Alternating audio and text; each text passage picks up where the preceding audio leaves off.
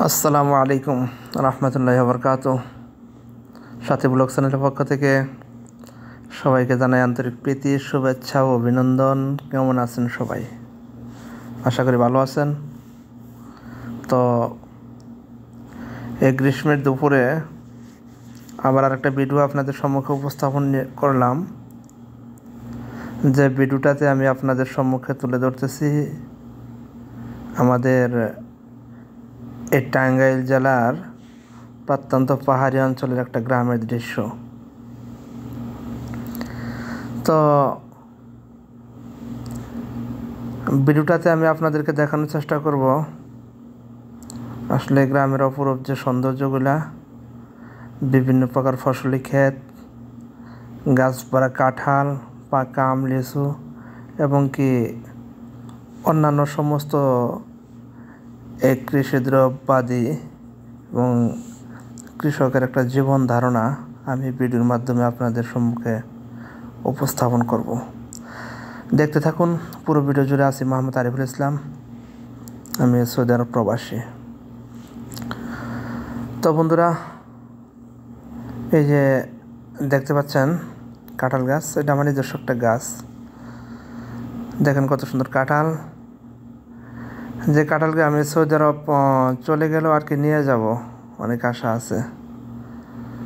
দেখেন এই কাঁঠাল যদি আপনাদের এলাকার মধ্যে থাকে জানাইবেন। দেখেন গাছ ভর্তি কত কাঁঠাল, অনেক সুন্দর সুন্দর কাঁঠাল এবং কি খুব সুমিষ্ট এই গাছের কাঁঠালগুলা। এটা আমরা যারা গ্রামে আছি হয়তো বিষয়টা আমাদের কাছে তেমন কোনো বিষয় না, কিন্তু বিশেষ করে যারা প্রবাসে আছি তাদের জন্য অনেকে আকর্ষণীয় একটা ফল। তো এই দেখেন গ্রীষ্মের দুপুরে এই যে দেখেন আমি যে ধানগুলা ধরলাম, এখানে ধান ফসলের জমিতে প্রচুর পরিমাণে ধান হয়েছে আর কি। ধান কাটার মৌসুম, অনেকে ধান কাটতেছে। ওই যে যদি আমি আপনাদেরকে দেখাই, দেখেন ক্ষেত ভর্তি ধানের আটি, এগুলাকে বলা হয় আটি। এরপরে যদি আপনাদেরকে আর একটু সম্মুখে নিয়ে দেওয়া যায়, এই দেখেন এটা হচ্ছে গ্রামের মাঝখান দিয়ে বয়ে যাওয়া একটা সরু নদী।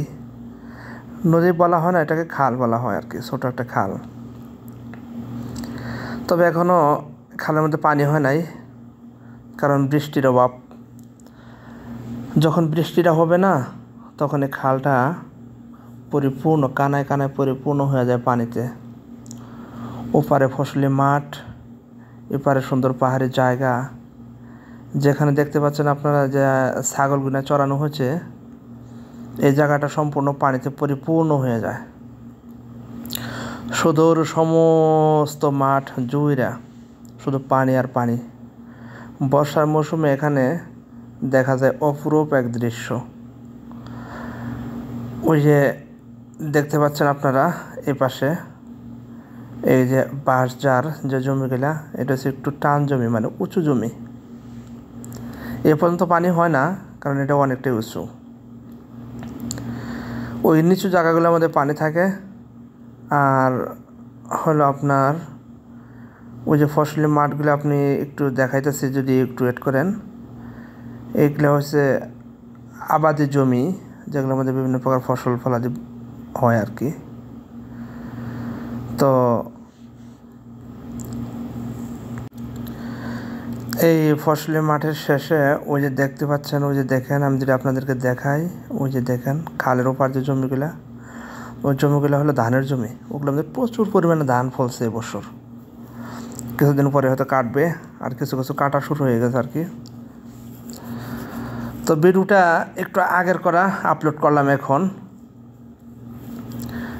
আর মাঠের মধ্যে ধান নাই, কিন্তু এখন আমি আপলোড করলাম। এই মাঝখানটা বয়ে যাওয়া যে খালটা, এই খালটা পরিপূর্ণ হয়ে যাবে, ধানের জমিতে পানি উঠে যাবে। তবে এখানকার জমিগুলো খুব উর্বর এবং অনেক ভালো। বিশেষ করে যদিও পানি হয়ে যায়, কিন্তু যেহেতু পাহাড়ি এলাকার পাহাড়ি জমি, এই জন্য আর কি এখানে পানি সর্বক্ষণ থাকে না। ফসলের জমি যদিও পানির নিচে তলিয়ে যায়, খানিকটা পরে আবার দেখতে পাওয়া যাবে ও পানিগুলো সব খালের মধ্যে নেমে আসছে। এই যে দেখেন আমি আপনাদেরকে দেখাইলাম যে উঁচু জায়গা, এখানে ওই ছাগল চড়ছে যে ওই জায়গাটা কত নিচু। তো এই যে আমি যেখানে দাঁড়িয়ে রয়েছি, এই আমার বাম পাশে কাঁঠাল গাছটা, এই যে কাঁঠাল গাছটা, এ পর্যন্ত পানি আসে না, এটা অনেকটা উঁচু জায়গা। তো সুন্দর দক্ষিণা বাতাস, সুশীতল হাওয়া, অনেক বেশি ভালো লাগতেছে আর কি। অনেক দিন পর প্রবাস থেকে বাড়িতে আসার পরে এই মনমুগ্ধকর পরিবেশ দেখা নিজের মনটাও আর কি জুড়িয়ে গেছে, প্রাণটাও জুড়িয়ে গেছে। অনেক ভালো লাগলো এই গ্রামের দৃশ্যগুলা। ফসলি ক্ষেতের ওপার যে আপনারা দেখতে পাচ্ছেন, ওগুলো হচ্ছে জঙ্গল। এই দেখেন আমি টান জায়গায় নিয়ে আসছি। এখানে হচ্ছে যে কলার বাগান, এগুলা সব কলা গাছ আর কি, চারা রোপণ করা হয়েছে। কিছুদিন পর আর কি এখানে কলা আসবে। এগুলো কৃষকদের সোনালী ফসলের মধ্যে একটা। গাছগুলো ছোট, হয়তো মাসখানেক সময় লাগবে আর কি। এলাকার কৃষক বিভিন্ন প্রকার ফসলই ফলায়, তার মধ্যে ধান এবং কি কলা, লেবু, হলুদ, এগুলো হচ্ছে অন্যতম। সাথে যে সবজিগুলো আছে, বেগুন, আলু, পেঁয়াজ, তারপরে আপনার বিভিন্ন প্রকার ফল ফলাদি, ফুলকপি, ডাঁটা, পুঁই শাক, বিভিন্ন প্রকার ফসলই এখানে সবজি জন্মে আর কি। তো দেখেন এগুলো হচ্ছে কলার বাগান, এগুলোকে আমরা সাগর কলা বলি আর কি। এই কলার বাগানটা দেখতে পাচ্ছেন, হয়তো এখানে কঠোর পরিশ্রম করা হচ্ছে কিছুদিন পরে আর কি ফলনের আশায়।